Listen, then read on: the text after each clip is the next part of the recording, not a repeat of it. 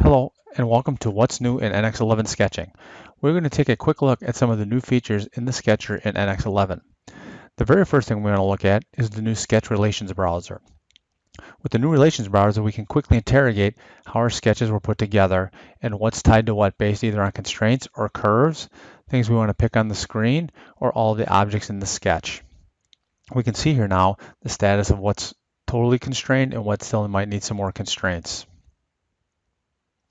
After we looked at the Sketch Relations browser, we'll now look at a handy new tool to line things up either vertically or horizontally. In our first example, we'll pick some circles and line them up vertically based on their arc centers.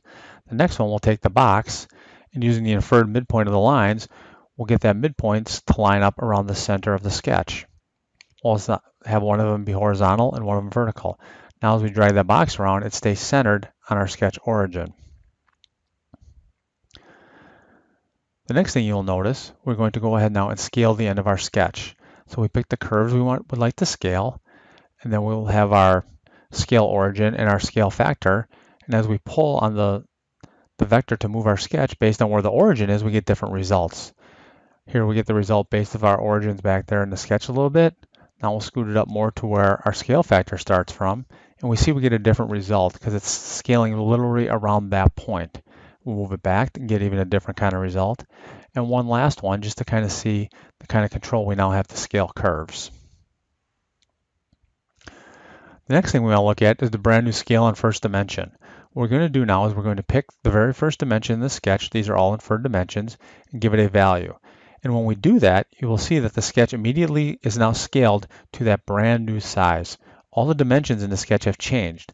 Another thing now with NX11 is the sketches and the numbers and the dimensions all stay relative to where they were. There's no longer moving all the dimensions around the screen to get them back to where you need them.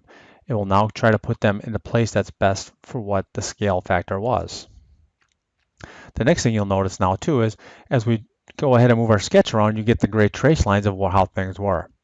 The next thing we want to do now is we want to go look at large sketch performance. In this example here, we're going to take these legacy curves that we brought in and bring them into a sketch. And when we do that and add them into the sketch, we'll pick them all, and it'll be 368 curves. And when we do that, we'll get a warning message, or not a warning message, but an information message that says, look, you have all this stuff picked. Would you like to turn on or off all the things required to do large sketch performance? So we'll take the defaults and say yes. Now we can work with these large sketches. One more time to show how the scale in first dimension works, we'll take the bore of that hole and we'll add a little bit to it, and the entire sketch still does scale. In our last example, what we want to do is we want to take the sketch we have here, we want to create kind of like a tracer or a follower to this. So we're going to go ahead and create a circle, and when we do that circle now, we're going to create a couple of the new constraints. The first constraint is going to be we're going to make these two items tangent to a string. And the second one is we want to take the handle and we want to make it perpendicular to that string. And that's an entire string. The last thing we want to do is give our handle a fixed length. And now what we can do is we can drag along that curve and see how that follower or other things are going to operate. This will work very well for doing layout studies and other things we need to do in 2D world.